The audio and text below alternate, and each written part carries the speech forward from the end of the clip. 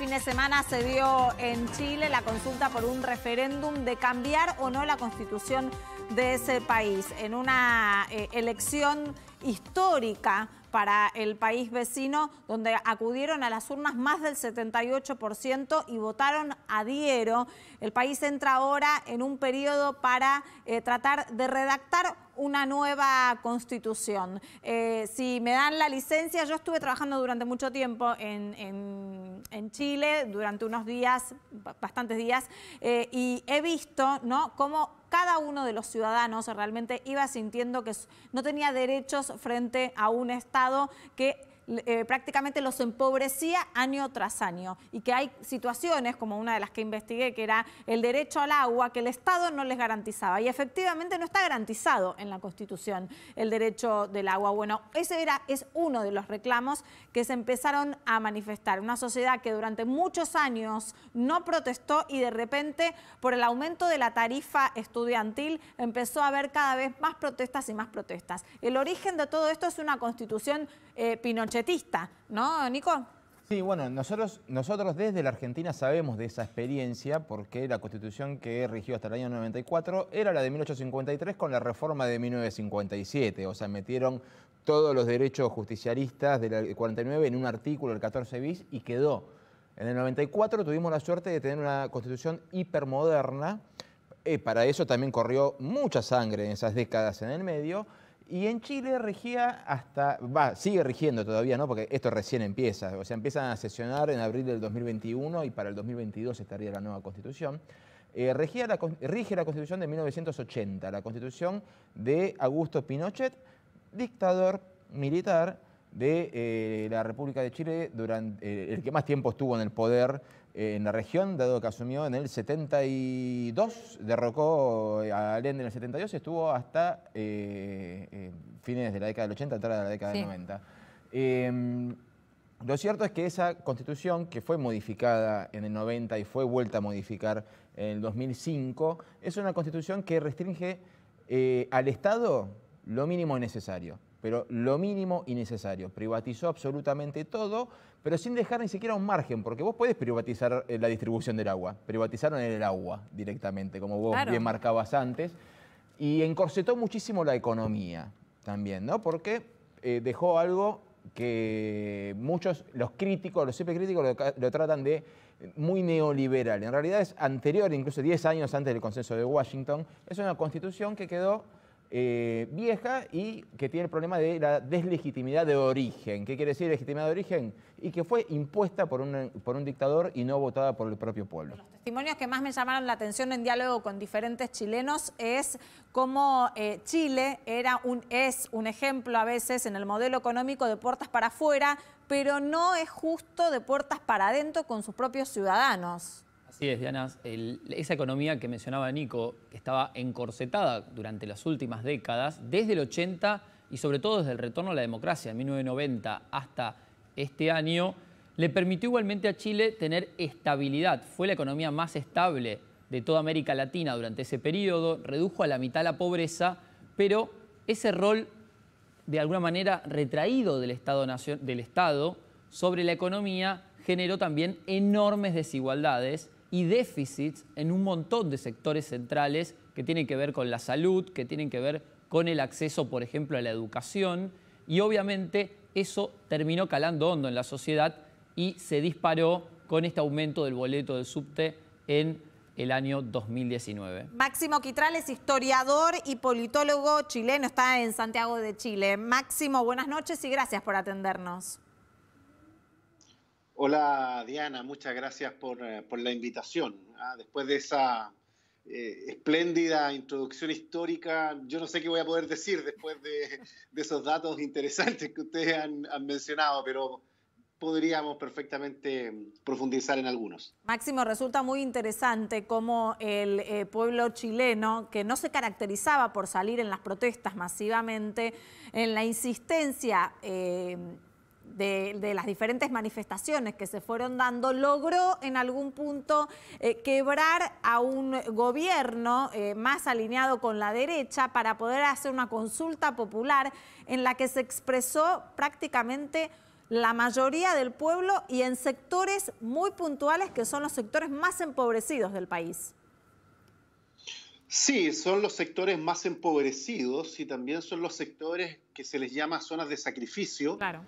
que han visto perjudicada su calidad de vida a partir de la introducción de políticas neoliberales, como hablaban ustedes bien, y que, bueno, bajo el argumento del crecimiento y mejorar las cifras económicas, se puso a la ciudadanía, al pueblo, en una situación bastante incómoda. Entonces, eso es muy importante de reconocer, pero también uno observa en algunas de esas zonas que también hubo movimientos territorializados, cercanos y vinculados con movimiento social. Por tanto, me hace sentido la votación, el discurso, la crítica, en términos de cómo se ha ido generando un diagnóstico muy crítico de la actual situación que vive nuestro país y que, bueno, ustedes bien reflejaban con la revuelta popular del 18 de octubre, que se suma a una serie de otras movilizaciones.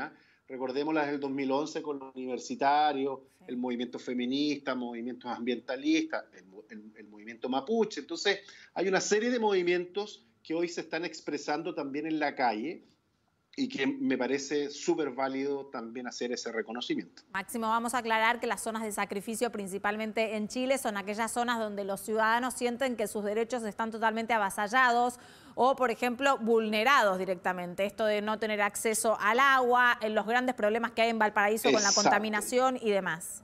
Contaminación, sí, contaminación y básicamente donde el extractivismo ha tenido una irrupción tan profunda que, bueno, no solo se ha afectado la calidad de vida de las personas, sino que también se han producido situaciones de enfermedades graves, producto de la contaminación, que también han sido expuestas por las distintas comunidades. ¿El gobierno de Piñera escuchó al pueblo o no le quedó otra? No, bueno, yo creo que hay que precisar algunas cosas para que los televidentes tengan claro de que se votó el 25 de octubre no fue un acto de filantropía ni de solidaridad de clase del presidente de turno. Recordemos que esto surge a partir de la revuelta popular de octubre. No le quedó otra a la élite política de tratar de buscar una vía que evitara la caída del gobierno. Yo siempre he sido muy cauteloso con esto, no es algo que lo vengo diciendo yo, que se me ocurrió, es algo que lo dijo un senador de la República, ex candidato presidencial, que develó que efectivamente el acuerdo del 15 de noviembre era para evitar que se fuera toda la clase política de un día para otro a partir de la crisis institucional. De hecho, él llamó a elecciones anticipadas. Nico. Entonces, lo que ocurre el 25 de octubre es consecuencia de aquello. Máximo, ¿cómo estás? Buenas noches. Nicolás Lucas te saluda. Quería consultarte... Hola, Nicolás. Estos días estuve leyendo al doctor Ruiz Tagle, constitucionalista chileno, y le preguntaron sobre los pormenores de la reforma, qué podría ocurrir, qué no, y fue muy enfático y tuvo que aclarar mucho que esta reforma constitucional no tenía nada que ver con lo que había ocurrido en Venezuela o en Bolivia, y me pregunté por qué era tan necesario aclarar eso. ¿Por qué tuvo que enfatizar tanto en que no había un proceso revolucionario? Bueno, por algo que se llama el fantasma del comunismo, del castrochavismo que pulula por América Latina. Hay temor de que en Chile se produzcan asambleas constituyentes libres y soberanas. Por algo se llama convención y no se llama asamblea. Creo que las cuestiones semánticas también son importantes de exponer. Entonces, la preocupación de Ruiz Tagle apuntaba a eso, del temor de la clase política de que acá hubiesen procesos similares a lo ocurrido en América Latina, que se profundizaran los derechos sociales, que la soberanía popular fuera creciendo con el paso del tiempo, que parece que la revuelta popular, parafraseando un poco al expresidente, estaba siendo impulsada por personeros de países sudamericanos, en fin. Ese temor, ese miedo a la expresión popular gatilla en estas expresiones que a mí me parece que son un poco destempladas. No veo que se esté produciendo un proceso de esa naturaleza. Lo que a mí me interesaría que efectivamente sí fuera una asamblea constituyente libre y soberana. Pero bueno, estamos en el escenario de la convención, que es lo que finalmente se propuso desde arriba y no se construyó desde abajo. Facu. Sí, Máximo, es difícil profundizar cuáles van a ser los cambios en los próximos 12 meses que se va a analizar esta nueva constitución, pero me pregunto si tienen que ver con un proceso de redistribución después de décadas de crecimiento que tuvo Chile, a diferencia de muchos otros países de América Latina, sostenida. Solamente en el periodo 1990-2003 creció a más del 5% anual y evitó crisis que hubo en otros países como el tequila o la crisis brasileña. Entonces me pregunto, ¿tiene que ver con eso, con un proceso de redistribución? A ver, yo creo que se ha planteado la gran discusión en Chile, que ya el tema no es el crecimiento, sino que la redistribución. Yo estoy plenamente de acuerdo con ese argumento. No me atrevería a señalar que efectivamente los empresarios están comprometidos con ese diagnóstico o con esa propuesta. Pero sí, por lo menos desde el mundo social, desde el mundo académico, el mundo popular, se ha comenzado a entender que ya no es suficiente con mayor crecimiento, sino que hay que emparejar la cancha y distribuir bien.